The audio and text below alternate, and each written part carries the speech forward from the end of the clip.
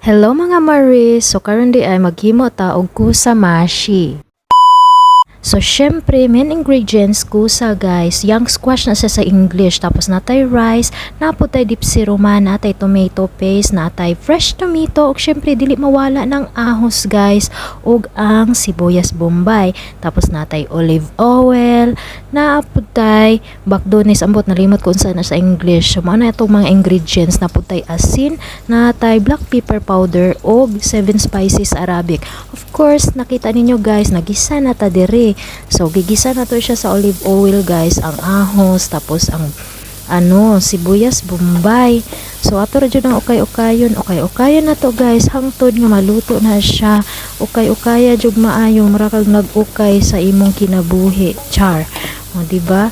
Lato lang tada siyang mag-golden brown na siya guys. So, syempre, dili ta na i-fast forward kay nubo ra kayo ni nga video guys. So, ato ra jud na siyang ukay-ukayon. While nag-ukay ta, sultian ta mo guys nga katong mga kusa kaganiha, gibangagan to nako sa tunga. So, nanatoy mga bangag sa tunga guys. Tapos lisod kayo siya himuon kay isulod man dira ang rice kanang mga kamatis i-mix na karon unaan na gibutang na akong rice nya magisa na guys. Isulod na didto sa kusa tagsa-tagsa ikuot-kuot na mura kang nagkuot og kuan dira kanang kuan ba basta mao na tong kuan na guys. So ato na pud siyang i-mix tapos gibutangan na natong black pepper powder og 7 spices and of course ang ato ang salt. Katong gitapad ako sa salt ganiya mo tong 7 spices og black pepper powder guys. So taan na butangan pa jud na nako og curcum. Unsa na nalimot ko anang curcum sa English. Tapos natong bakdonis guys, ato nang slice i-mix po na dira. So naa na siya guys. O diba nagilo na kay naa na curcum. Turmeric powder ba mao na siya.